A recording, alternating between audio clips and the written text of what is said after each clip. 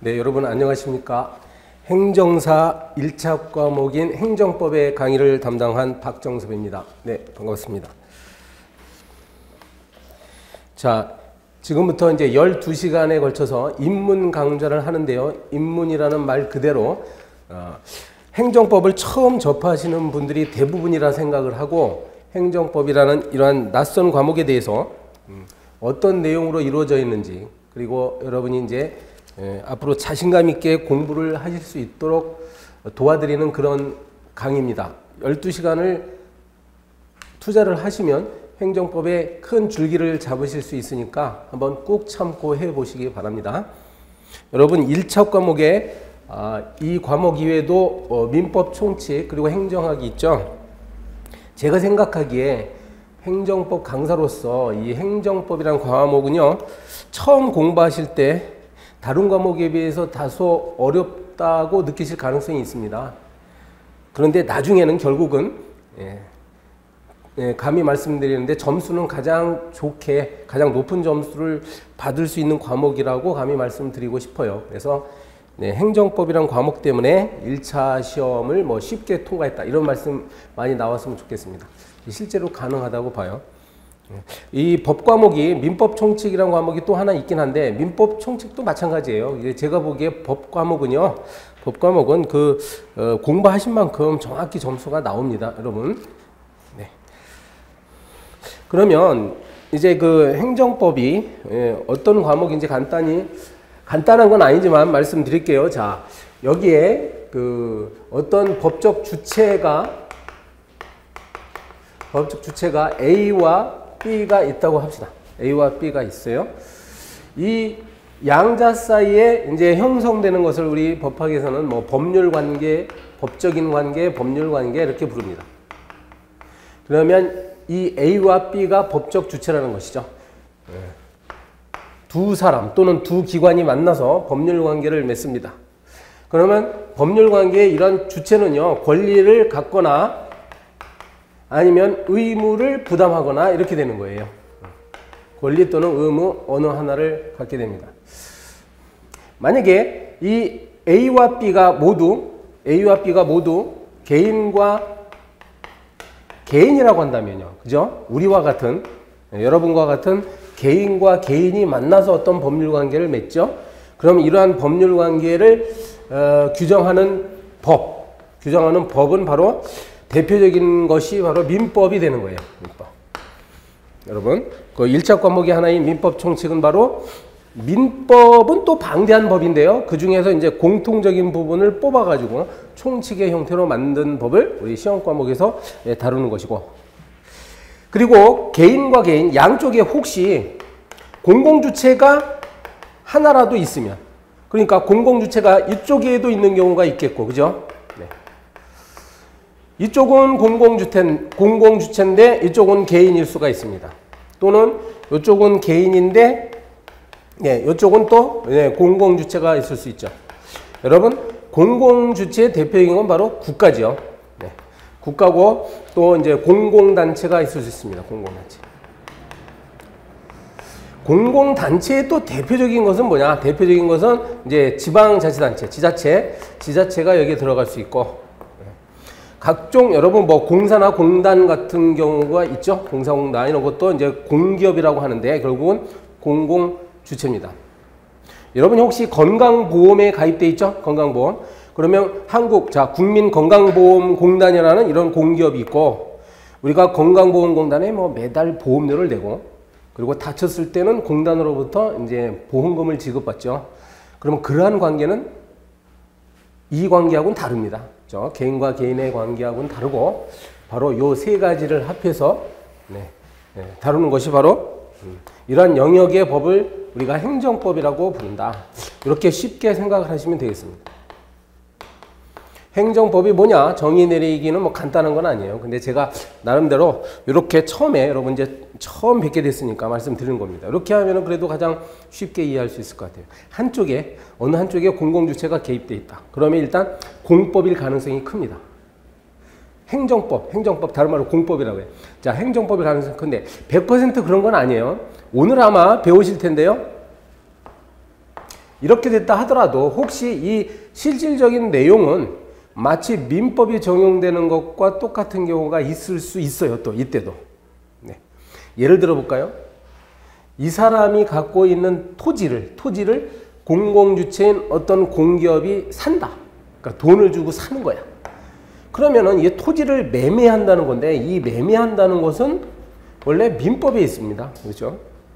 그러니까 매매의 주체가 비록 공공주체라 할지라도 그 경우에는 이 매매라는 법률 관계에 적용되는 법은 행정법이 아니라 민법이 되는 거예요. 그죠?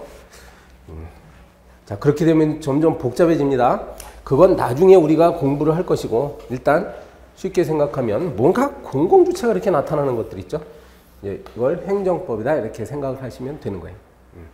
여러분 혹시 운전을 하시다가 한 번쯤 뭐 불법 주정차로 해가지고 딱지 떼인 적이 아마 대부분 한 번 정도는 있죠. 그러면은 이제 구청에서 단속을 하거나 경찰서에서 단속을 하는데, 내가 구청 민원실에 돈을 내거나, 그건 과태료죠. 그 다음에 뭐 경찰서에다가 뭐 범칙금 같은 거를 내는 관계는 뭘까요, 그러면? 그러니까 한쪽에는 구청이나 경찰서라는 공공기관이 있지 않습니까? 네. 그건 이제 그 행정법 관계예요. 그래서 그건 우리가 이제 앞으로 공부하는 행정법에서 문제가 되는 거예요. 여러분이 혹시 아파트 한 채를 갖고 있는데 내가 뭐 3억 원에 누구한테 팔았다. 그러면 파는 순간 나한테는 상대방한테 등기를 이전해야 될 의무가 발생하죠. 그 대신 나는 상대방한테, 매수자한테 돈을 달라고 청구할 수 있는 또 권리가 생깁니다. 그런 관계는 이 관계예요. 그죠? 민법 관계. 우리 이 과목에서는 그런 관계를 배우지는 않습니다. 그건 여러분 민법 과목에서 배우시는 거예요. 그런데 이렇게 놓고 보면 민법의 세계와 행정법 세계가 뭐 완전히 분리된 것처럼 제가 말씀드리는 것 같죠? 네. 그러나 그렇지 않습니다. 이거는 서로 근본적인, 본질적인 부분에서는 법률 관계라는 면에서는 공통적이잖아요. 그죠? 예, 법적인 관계이기 때문에 어떤 원리 면에서는 공통적인 부분이 많아. 그리고 굳이 그 뿌리를 찾는다면 민법과 행정법 중에 뿌리가 어디냐? 그러면 민법이에요, 여러분. 그래서 모든 시험에 이 시험 과목을 보면 앞에 첫째 과목이 민법으로 되어 있는 거지, 앞에 뭐 행정법, 행정학, 민법 이렇게 안 되어 있습니다. 그죠? 우리 시험도 시험 공고란에 보면 민법이 맨 앞에 나오죠? 네. 왜 그렇습니까? 민법은 바로 가장 기본적인 일반법이기 때문에 그런 거예요. 네. 여러분 학교 다닐 때 수학이나 뭡니까? 수학이나 물리학, 화학 이런 거는 이제 기본적인 과학이죠. 기본적인 학문입니다. 그건 이제 일반적인 이론 학문인데, 뭐 이제 공과대학에서 배우는 것들이 있죠. 기술 과목 같은 경우는 이제 그러한 것들을 응용한 거잖아요. 마찬가지로 행정법은 이러한 민법을 응용한 그런 법률이다 이렇게 생각하시면 되는 거예요. 따라서 이제 행정법을 공부하시다 보면 민법적인 기초가 필요한 경우가 생깁니다. 예를 들어서 뭐 소멸시효 이런 이야기가 막 나와요. 행정법을 공부하시다 보면 네, 주소, 기간 이런 이야기가 막 나오는데, 사실 이러한 것은 바로 민법에 있어요. 민법에 있는 내용을 기본적으로 우리가 알아야 행정법을 공부하는 데 도움이 된다고요. 네, 이 말씀 드린 이유는 여러분 마침 우리 시험 과목에 두 가지가 같이 있죠. 두 과목이 같이 있으니까 서로 연결되어 있다 생각하시고 이 과목도 충분히 공부하시면 좋겠습니다. 이거는 공부하시고 그 다음에 행정법 공부하다가 또 민법 공부하면 또 새롭게 느껴지는 거예요. 그러니까 서로 도와주는 과목 관계가 있다 이렇게 생각하시면 더 좋으리라 생각돼서 말씀드렸습니다. 뭐 많이 이야기를 하면 한은 없어요. 한은 없고 우리가 이제 그 차차 여기서 파생되는 문제들을 이 진도 순서에 따라 공부하는 것이니까 이제 지금부터는 요 교재를 따라가면서 공부를 같이 하겠습니다.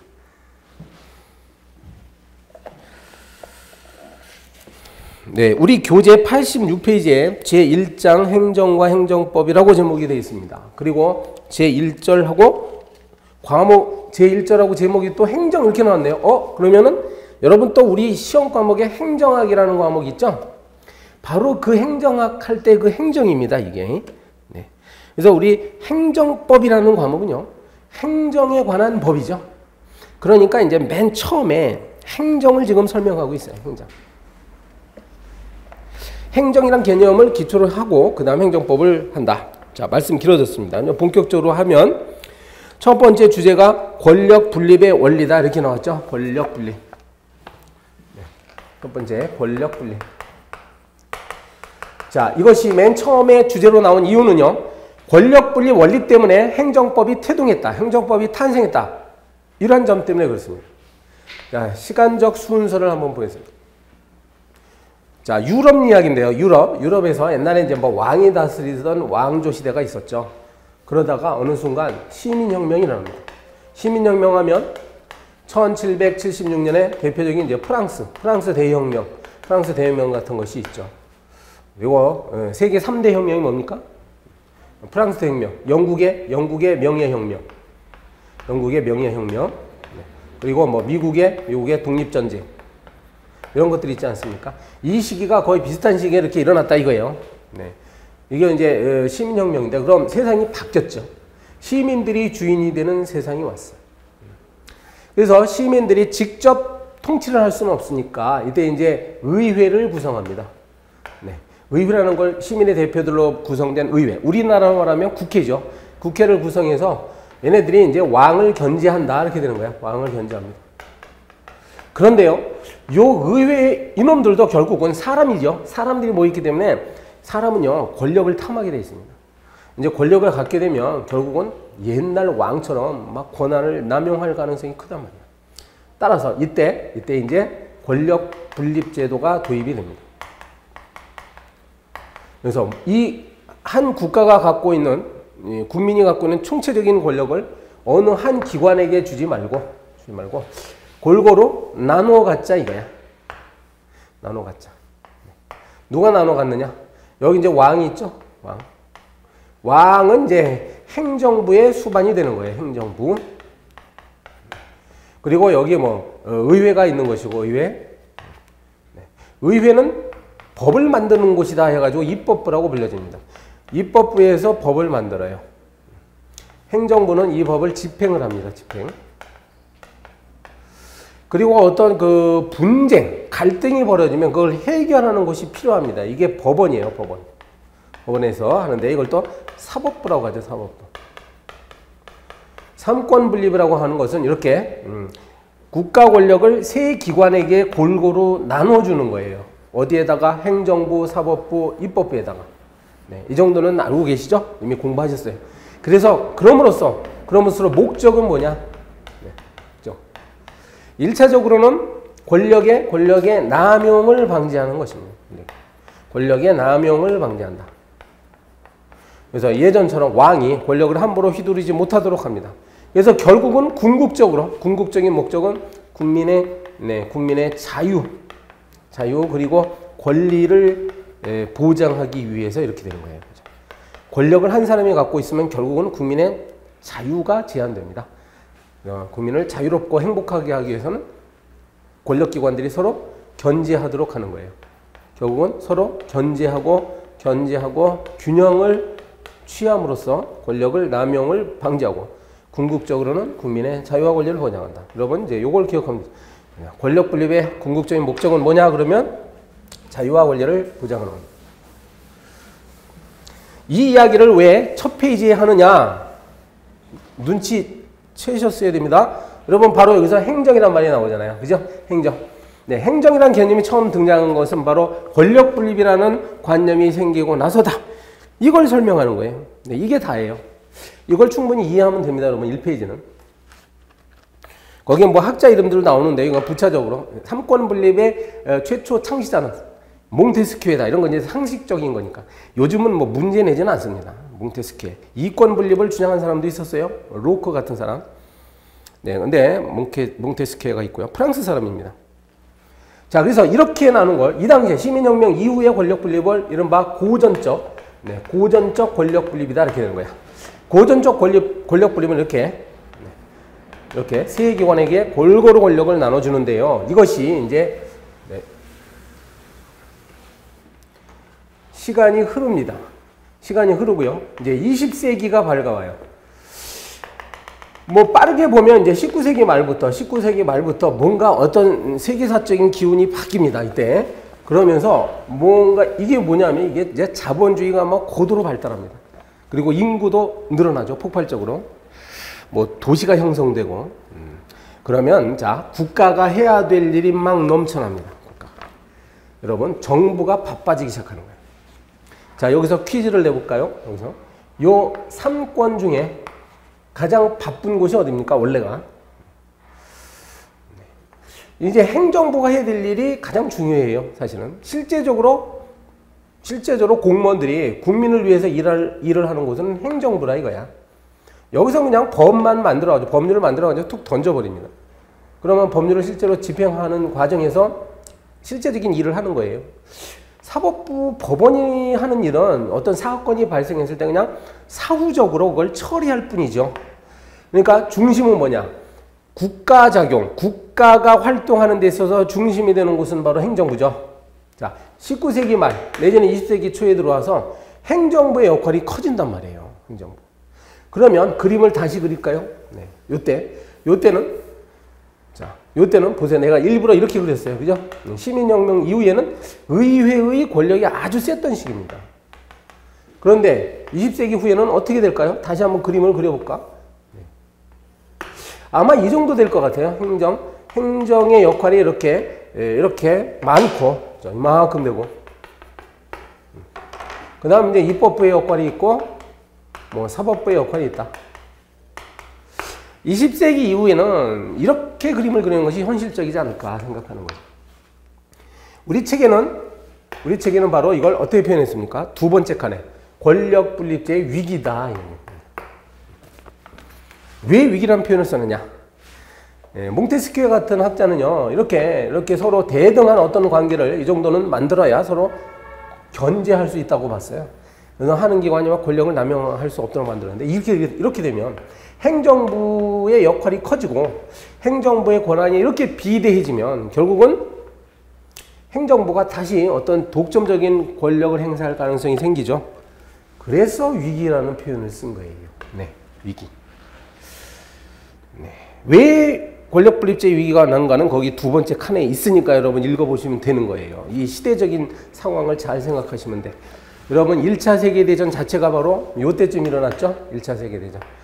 그러니까 이 세계대전, 전쟁이라는 참화를 극복하고 국가가 발전하기 위해서는 뭔가 강력한 지도자가 있어야 되는 것이고, 강력한 지도자는 바로 이 행정부의 대표예요. 뭐 대통령이 됐건 왕이 됐건 수상이 됐건 총리가 됐건 간에 행정부 쪽에 있는 사람이에요. 전쟁 이야기 했죠. 그 다음에 그 뭐 경제 부분에서도요, 요때쯤 돼가지고 1929년에 세계 대공황이 일어나죠. 네. 여러분, 세계 대공황.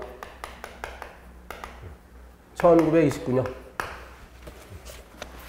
자, 그러면 지금만큼이나 세계적인 경제 위기가 이때 닥치는데, 미국의 이 당시에 이러한 상황을 구제한 대통령이 바로 유명한 루스벨트 대통령이에요. 그리고 여러분 아는 그런 뉴딜 정책이라는 걸 이때 핍니다. 뉴딜 정책의 핵심은 뭐냐? 국가적 위기를 행정부가 나서서 해결하자는 거예요. 많은 토목 사업을 펼칩니다, 이때. 여기서 국민들에게 일자리를 창출하고, 그래서 경제를 막 선순환시키고자 한 것이 이 정책이었고, 그러니까 더욱더 이 시기에 뭐라고? 행정부의 역할이 커진 거예요. 자, 정리를 하면, 그래서 행정부의 권력을 통제하기가 이제 어렵게 됩니다. 어렵게 됩니다. 우리나라로 눈을 돌려보면, 우리나라는 1970년대 우리 박정희 대통령 시절을 생각해 보시면, 박정희 대통령이 장악하고 있는 행정부의 권력이 엄청나게 셌죠. 그러면 그 정치인들은 여기에 있었던 것이고, 정치인보다 박정희 대통령 힘이 센 거예요. 뭐 가끔 긴급조치권 남발해가지고 정치인들 막 감금시키고 정치 활동을 규제하고 그랬죠. 법원에 있는 판사들을 대통령이 막 임명했었어요. 지금 상상할 수도 없는데 일반 판사를 그 당시에는 70년대에는 대통령이 막 임명을 했습니다. 그러니까 행정부의 권한이 얼마나 셌던 거예요. 그러니까 권력 분립의 위기죠. 결국은 우리 유신시대에 국민의 권리와 자유가 침해되지 않았어요? 국민의 자유. 국민의 자유가 유신시대에 아주 그 어두운 시절을 겪게 된 겁니다. 그래서 권력 분립 개념이 굉장히 중요한 것이고 지금이라도 권력 분립이 항상 잘 이루어져야 되는 거예요. 국회는 청와대를 잘 통제할 수 있어야 되고 그리고 청와대는 나름대로 또 국회의원들이 국민을 위해서 일할 수 있도록 절절하게 견제를 해줘야 됩니다. 그리고 행정부에서 뭘 잘못하죠? 그럼 법원에서도 야 그것은 위법한 처분이다 해가지고 막 취소시키고 우리나라는 특이하게요. 뭐 우리나라만 그런 거 아니에요. 이제 많은 나라들이 이렇게 헌법재판소라는 걸 두고 있죠. 헌법재판소가 요 사무로부터 벗어난 새로운 제4의 어떤 권한을 가지고 이 헌법재판소는 얘네들을 전부 통제합니다. 이제는 이렇게 되니까 행정부가 권력을 남용할 가능성이 있죠. 그럼 행정부 통제하고 그리고 입법부 통제한단 말이야. 입법부. 입법부에서 법률을 잘못 만들면 이제 위헌법률 심판제도 같은 게 있어가지고 그 법률을 위헌 결정해 버립니다. 가장 최근에 위헌 결정 났던 게 그 간통죄 사건이죠. 간통죄. 간통죄를 처벌하는 법률은 헌법에 위반된다 해가지고 위헌 결정 내려졌죠. 그 간통죄 법은 이제 형법, 입법부에서 만든 건데 헌법재판소가 이제 브레이크를 건 거예요. 사법부도 통제를 할 수가 있습니다.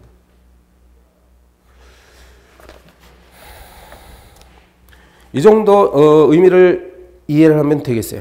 그래서 그 표의 세 번째 칸은요. 제목이 현대의 권력분립론이라고 하는데 이거는 18세기, 17세기에 저 시민혁명 이후의 권력분립과 뭔가 다른 모습을 갖고 있다 이거야.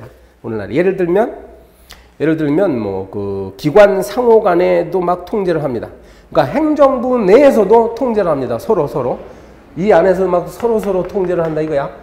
또 입법부 안에서도 누가 서로 통제합니까? 여당과 야당이 있는 거죠. 여당과 야당이 서로 막 통제하는 거예요. 기관 내에서도 그렇고. 그리고 입법부의 양원제 같은 거, 양원제. 입법부 자체에 상원과 하원이 있는 나라도 있어. 우리나라는 그렇지 않아요.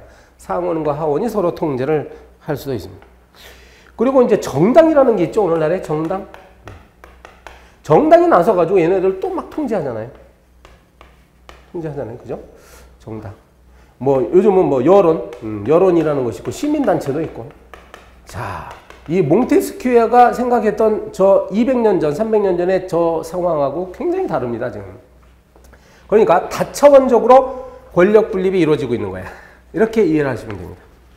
그런데 이런 이야기까지 나오면 이거는 이제 행정법의 영역을 넘어선 거예요, 지금. 행정법을 넘어서고 이건 뭐 정치학에서나 다루는 거고 행정법, 여기서 우리 과목에서 이걸 설명한 이유는 바로 행정의 개념이 어디서 나왔느냐를 설명하기 위해서 그렇습니다. 행정의 개념은 시민혁명 이후에 권력분립 사상이 나오면서 행정의 개념이 등장했다. 그게 핵심이에요. 자, 두 번째로 넘어갑니다. 두 번째 주제, 행정의 개념적 징표. 그러니까 행정이라는 개념의 어떤 특징이 뭐냐 이게. 그러니까 표현되는 특징 이거죠. 네, 행정이라는 개념이 표현하고 있는 어떤 특징이 뭐겠습니까? 그런 거죠. 왜 이런 얘기를 하냐면 왜? 요거 이제 이른바 징표설이라고도 하는데요. 어떤 학자는 이런 말을 했어요. 포르스트호프라는 유명한 법학자가 있는데 독일에 이 양반은요. 행정이라는 개념은 정의 내리기는 어렵다. 그러나 그 특징을 묘사할 수는 있다라고 했습니다. 당신 말이야 행정이 뭡니까? 이렇게 물어보면 정확하게 똑같은 말을 하진 않습니다. 대답하는 사람들마다 전부 다른 이야기를 해요. 국어사전에서 찾아본 행정이란 개념이 있다고 합시다. 국어사전 보면 행정이란 단어가 있겠죠. 행정에 대해서 뭐라고 썼어. 그럼 그게 정답인 것 같아요? 야, 그것도 뭔가 의문이 있단 말이에요. 그래서 정의 내기는 어렵고 우리는 행정이 뭐냐는 걸 알기 위해서는 어떤 특징을 보면 되지 않느냐 이거예요. 이게 이제 개념 징표설입니다. 행정은 이러이러한 특징이 있지 않느냐 이렇게 얘기하다 보면 결국은 행정의 개념을 정확히 알게 된다는 뜻이에요. 보세요. 간단히 보면 행정은 뭐라고 돼 있어요? 공익을 추구하는 것이다. 공익의 반대말은 이제 사익이죠. 어떤 특수한 어떤 사익을 추구하는 집단들도 있습니다. 네, 예를 들면 이제 기업이죠. 기업은 뭐 이윤 활동을 하는 거잖아요.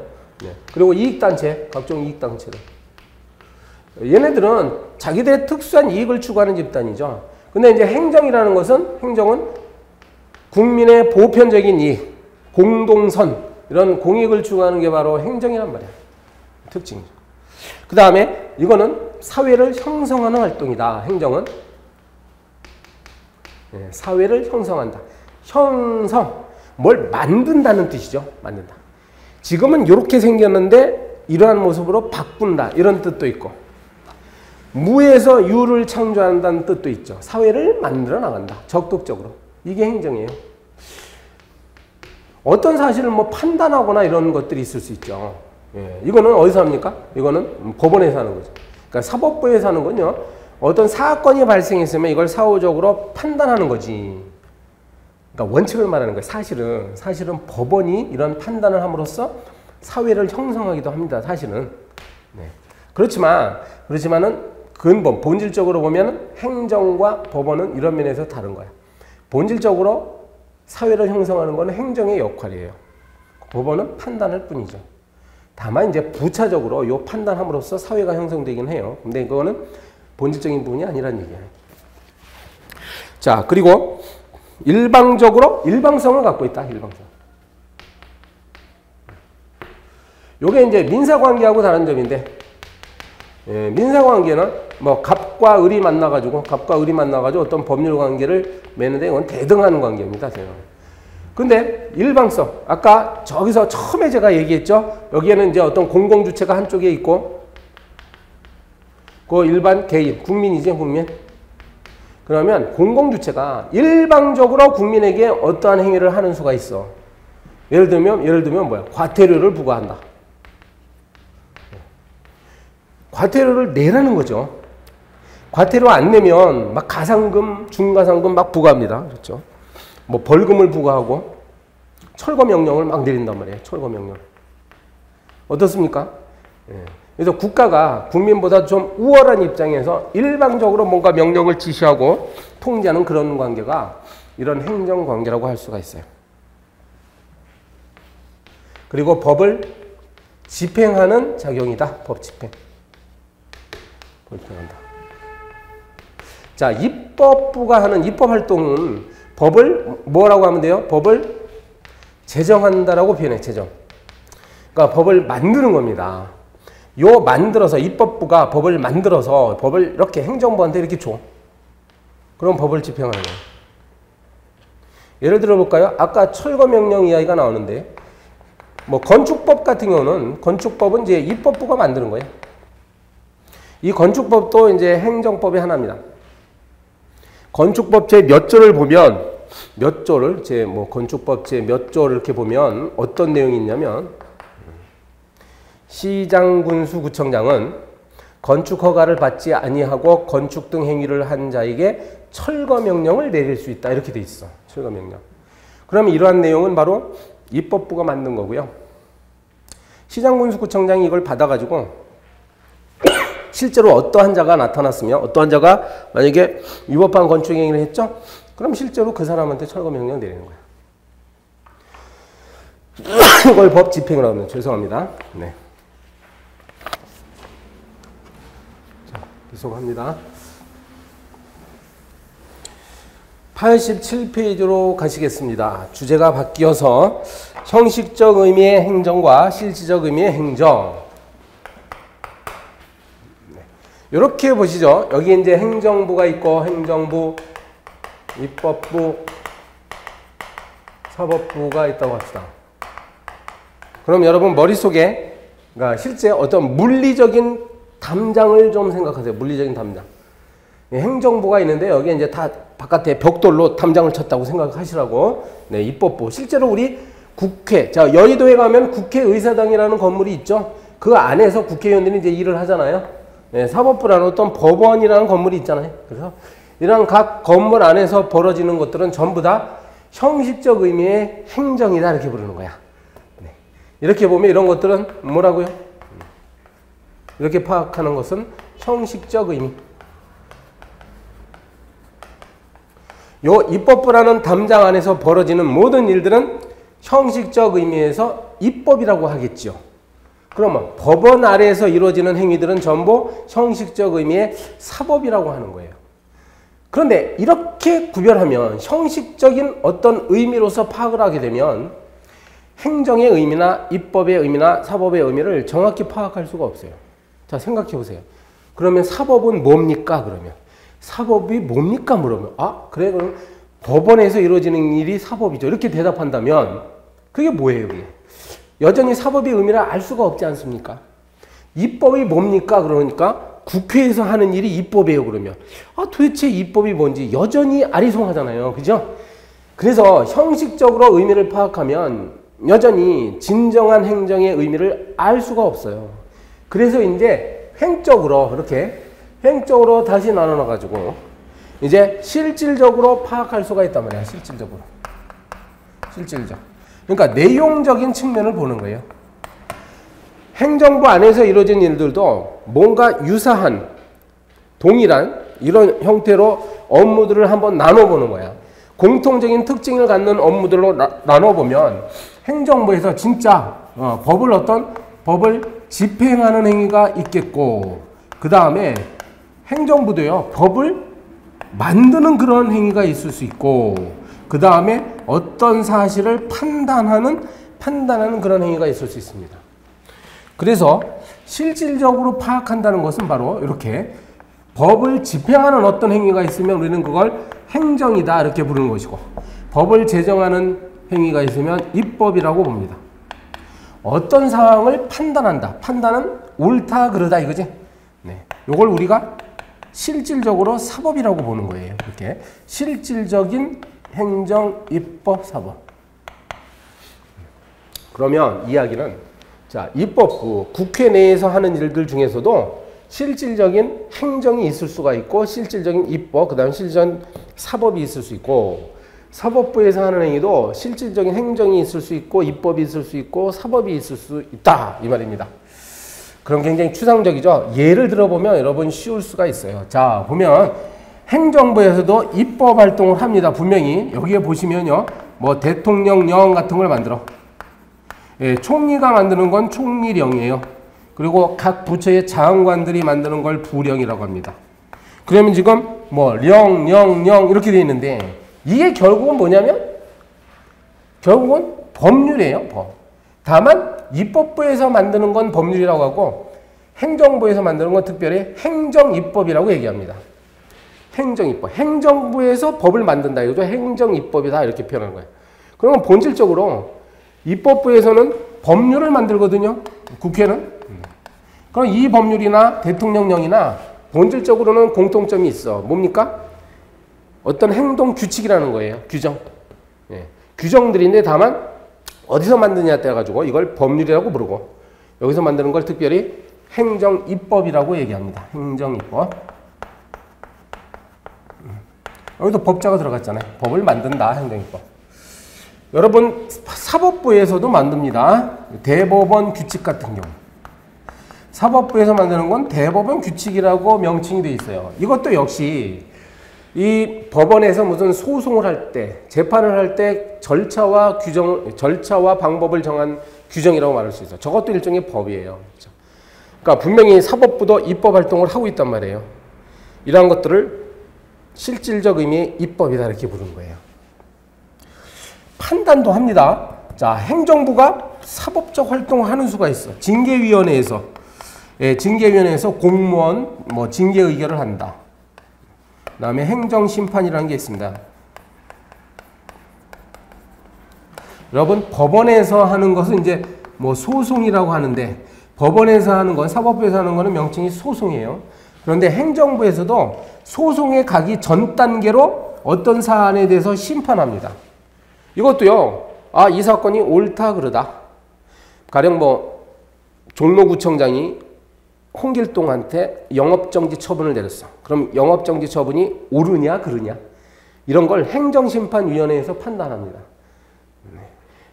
행정심판위원회라는 행정기관에서 판단하면 행정심판이라고 명칭을 붙인 거고, 그리고 법원에서 판단하면 그거는 소송이라는 명칭을 붙인 것이에요. 근데 어쨌거나 공통적인 건 판단이라는 얘기죠. 사법활동이라고 할 수 있습니다. 입법부도 마찬가지죠. 예, 국회의원들 징계하잖아요. 그죠? 예, 징계의견합니다. 국회의원 징계하는 것도 똑같은 거야. 자, 그 다음에 행정부에서 예를 들어서 뭐 영업 허가를 내준다. 영업 허가. 그 어떤 사람한테 이제 그 징병 처분한다.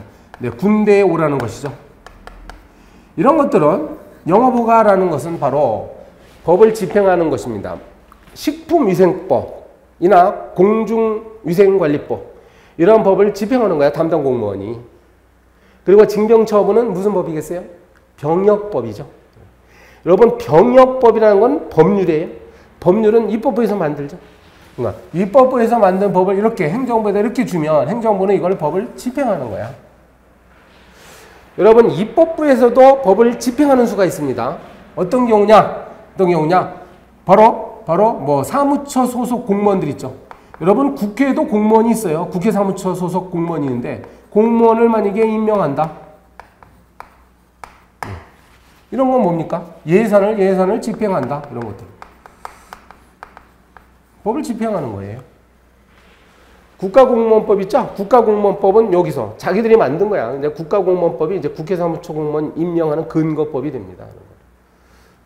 국가재정법에 따라서 입법부도 예산을 집행하는 수가 있어. 사법부도 마찬가지로 법원 공무원을 이제 임명하는 것이죠. 그리고 사법부는 특별히 뭐 부동산 등기 같은 업무를 하고 있죠. 부동산 등기. 이제 법원에 가면 등기소가 따로 있어요. 등기소 공무원들은 이제 어떤 부동산의 소유자가 변동된다 그러면 그 사실을 부동산 등기부에다가 기재를 합니다. 이런 행위는 바로 부동산 등기법이라는 법률 있죠. 이 법률. 부동산 등기법이라는 법률을 사법부 공무원들이 집행한다고 하는 것이야. 조금 어려운 얘기를 하나 할까요? 아까 제가 징계위원회에서 의결한다고 했죠. 여기도 의결하는 겁니다. 그러니까 의결한다는 거는 이 사람이 징계 처분을 받을 만한 나쁜 짓을 했다 안 했다를 판단하는 거예요. 그죠? 네. 실제로 이제 그건 판단이니까 사법인데 나쁜 짓을 했어? 그러면 실제로 징계 처분을 해버립니다. 여기서 네. 실제로 이제 징계해버리는 거 있죠? 여기도 마찬가지예요. 징계 처분. 저 사법부도 마찬가지고 이 공무원들을 징계 처분하는 거, 이 처분 자체는 뭐겠습니까? 이거는 관련법을 집행하는 행정이 되는 거죠, 다시. 네. 그래서 시험 문제 풀 때 이제 함정을 파요, 이렇게. 징계위원회에서 의결하는 거는 실질적 의미의 사법인데, 징계 처분을 하는 거는 실질적 의미의 행정이다, 이렇게 할 수 있다. 이걸 이해하셔야 됩니다. 그래서 시험 문제, 이제 어떠한 행위는 대법원 규칙은 실질적인 의미에서 뭐 행정이다, 이렇게 나오면 틀리는 거예요. 실질적 의미의 입법이라는 거죠. 이 내용이 87페이지 위에 표로 정리가 되는 거고 여러분은 이제 이런 식으로 이해를 좀 하시면 되겠습니다. 통치행위. 통치행위에 뭐 의 보시면 이런 표현이 나오죠. 고도로 어떤 정치적인 행위다. 고도로 정치성이 있는 그런 행위여서 그래서 사법심사가 곤란한 경우 이 사법심사는 법원의 사법심사가 곤란한 경우 근데 우리나라는 아까 말씀드렸듯이 법원 이외에 또 뭐가 있죠? 헌법재판소까지 있죠? 네. 그러니까 넓은 의미의 사법부라고 하면 이제 헌법재판소까지 들어갑니다. 그래서 헌법재판소나 법원에서 어떤 사건에 대해서 이제 그 사법심사는 재판이에요. 재판을 하기가 곤란한 어떤 대통령이나 또는 뭐 의회의 그런 행위들이 있어. 우리는 그걸 통치행위라고 부릅니다. 여기 잠깐 보시면 소소 이게 이제 재판하는 거예요, 법원에서. 그러면 재판한다는 얘기는 이런 것들을 재판하는 거죠, 지금. 이런 것들을 다 재판합니다. 이런 것들을 이제 아무튼 이 그 법적인 최종적인 판단은 어디서 나오면 법원에서 하는 거기 때문에 모든 것들은 이제 여기로 귀결이 될 수가 있어. 그런데 여기서마저도 판단하지 못하는 어떤 행위들이 있을 수 있다는 겁니다. 왜냐하면 고도로 정치적인 행위이기 때문에. 여러분 예를 들어보면 우리가 뭐 남북 간의 정상이 평양에서 만나서 회담을 했어. 남북 정상회담. 우리 같은 개인이 만약에 뭐 북한 김정은을 만나가지고 악수를 하고 김정은하고 막 뭐 뭐 이야기를 나누고 그러면 당장 국가보안법 위반으로 구속되죠, 우리들은. 근데 대통령은 김정은을 여러 번 만나더라도 처벌의 대상이 안 됩니다. 대통령이 북한 최고 지도자를 만날 때는 다 무슨 정치적인 이유가 있다고 해석되는 거지, 이게 사법적으로 법원에서 법원에서 처벌할 사안이라고 생각하는 사람은 없지요. 네. 그래서 이러한 경우가 바로 뭐냐면 통치행위라고 불려지는 거예요. 우리가 통치행위를 논하는 이유는 바로 우리의 행정심판이나 행정소송의 대상이 되는지 여부를 판단하는 하나의 이론입니다. 그래서 이거 나오는 거니까 왜 이런 이야기를 하는지 아시면 돼요. 거기 두 번째 칸에 보면 이러한 통치행위라는 개념을 인정할지 여부에 대해서 긍정설, 부정설이 소개가 되고 있는데 오늘날에 거의 부정설은 없습니다. 왜냐하면 현실적으로 어떤 나라든지 이런 통치행위가 존재하고 있거든요. 일단 긍정설 쪽이 많고 다만 그 근거가 뭐 서너 가지가 있는 거예요. 거의 재량행위설, 권력분립설, 사법자재설, 독자성 이런 것들이 있다. 이렇게 아시면 되고 세 번째 칸에 보면 통치행위의 그 어떤 사례들이 나오죠. 시험 문제는 이제 요걸 물어보거나 아니면 이제 판례 내용을 물어봅니다. 요게 나올 가능성이 커요. 시험에서는 판례를 물어보는데 여러분 판례라는 이야기가 처음 나왔죠. 근데 법학을 하시면 이제 판례가 뭔지 아셔야 되고 판례는 법원에서 유사한 사건에 대한 재판이 누적되면 그게 일정한 규칙을 갖게 돼요. 우리는 그걸 판례라고 부릅니다. 대법원에서 어떤 판결을 하죠. 그럼 판결을 판례라고 부르는 거예요. 이 판례가 법률은 아닙니다만 나중에 어떤 동일한 유사한 사건이 벌어졌을 때 이게 어떤 영향력을 미칩니다. 한번 대법원에서 판례가 나오면 그 비슷한 판결이 나올 가능성이 있어요. 그래서 판례가 중요하게 되는 거죠. 대통령이 하는 행위들 사례 여기 보세요. 뭐 외교 행위, 전쟁, 사면, 영전수역. 예를 들어서 뭐 사면, 8.15 광복절 특설 사면 같은 거 하죠. 8.15 광복절 특별 사면 같은 거 하는데 대통령이 마음대로 하는 거예요. 대통령이 어떤 A라는 정치인을 사면을 했다고 해가지고 그 사면 행위가 뭐 잘못된 거냐 법원에서 판단을 하지 않습니다. 그렇죠? 그건 대통령의 고유한 권한이 되는 거다. 이번에 또 국무총리를 임명하는 행위 같은 경우 대통령이 만약에 박정섭이를 국무총리의 자리에 딱 앉혔어. 그러면 법원에서 말이죠. 박정섭이는 국무총리 할 자격이 없다라고 하면서 뭐 그 어떤 판결을 내립니까? 그런 절차 자체가 없어요. 왜냐하면 이건 통치행위이기 때문에 그렇다는 거예요. 사법심사의 대상이 되기가 곤란한 거죠. 중요한 건 요 판례인데요. 판례 전부 중요합니다. 거기 소개가 되고 있는 것들. 그래서 판례 원문 정도까지도 우리가 공부를 여러분 이제 앞으로 하시면 됩니다. 어렵지 않습니다. 사실 이제 법학 공부하시면은 판례가 쉬워요, 더. 이런 어떤 이론적인 부분을 공부하면 막 머리가 지끈거릴 수도 있죠. 근데 판례 속에는 어떤 사람들이 등장해. 뭐 갑이나 을과 같은 어떤 사람들이 등장해서 하나의 스토리를 이룹니다. 스토리를 이루기 때문에 요거 이제 여러분 기억하기가 쉬워요. 자, 첫 번째 보십시오. 첫 번째. 대통령의 계엄 선포 이런 말이 나오죠. 대통령이 계엄이라는 계엄은 이제 군대를 동원합니다. 어느 특정한 지역의 사회 질서가 극도로 혼란할 때 경찰권만으로는 이걸 통제하기가 어려울 때 대통령이 급기야는 군대를 보내죠. 군대를 출동시킵니다. 이른바 계엄령을 발표를 하는데 계엄령. 그럼 이러한 계엄령을 선포하는 행위가 정당하냐 부당하냐의 문제, 정당성 여부. 이거는 사법심사의 대상이 안 되는 거예요. 그죠? 안 되는 겁니다. 고도의 정치적인 행위다. 군사적인 행위라고 보는 거지. 그 대통령이 굳이 계엄령까지 선포할 필요가 있느냐라고 하면서 법원이 나서서 저 계엄령을 취소하시기 바랍니다. 취소 판결을 내리지 않습니다. 못 내립니다. 그런데 단 이것이 우리 판례를 보면요. 국헌문란이라는 어떤 범죄 행위와 관련될 때는 이때는 또 사법심사의 대상이 된다. 이렇게 돼 있어요. 이게 바로 그 김대중, 누굽니까? 전두환 노태우 사건이에요. 전두환 노태우가 당시 최규하 대통령을 움직여가지고 뭐 계엄을 선포하게 만듭니다.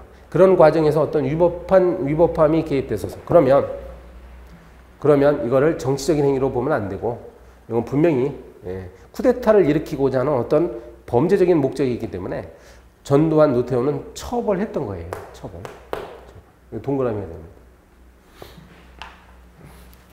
네, 그리고 남북 정상회담 또 나왔어요.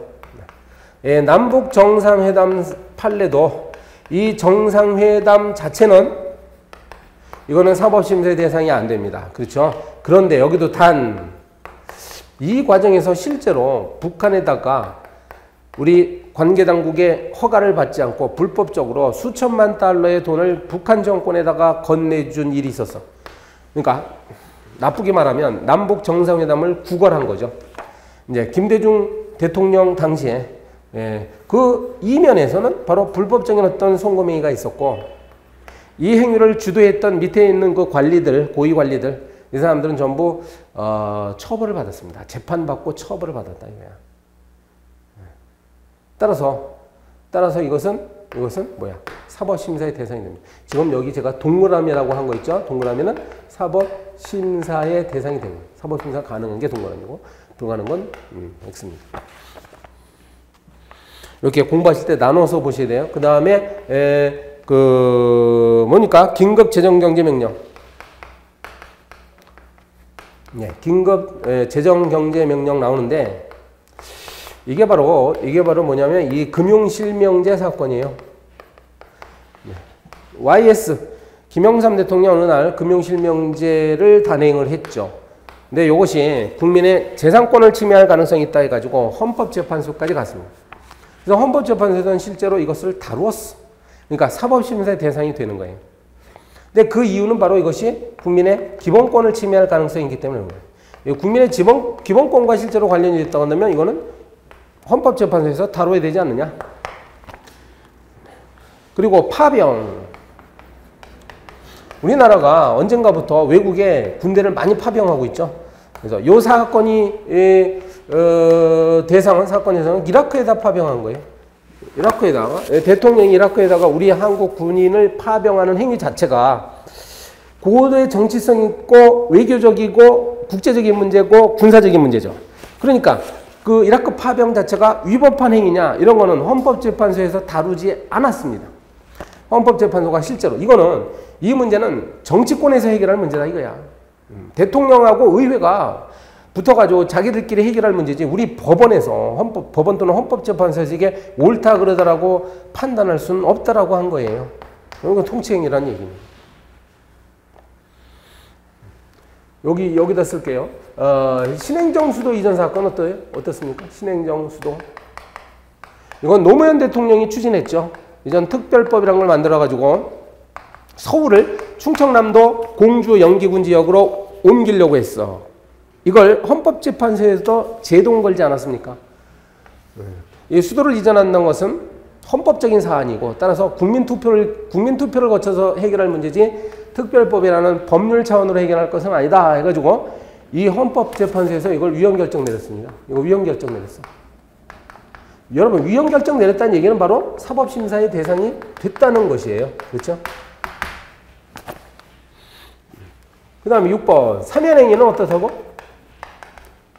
대통령이 어떤 특정한 정치인을 사면한다는 행위는 고도의 정치성 있는 행위이기 때문에 이것은 사법심사 대상이 안 된다라는 거 했던 거예요. 안 된다. 네. 여기까지가 그 교재 내용이고요. 시험 문제는 이걸 물어볼 가능성이 가장 커요. 판례를. 여러분 뭐 어렵지 않죠? 그래서 자꾸 보시면은 충분히 기억이 납니다. 그래서 결론을 딱 정확히 외워두셔야 됩니다.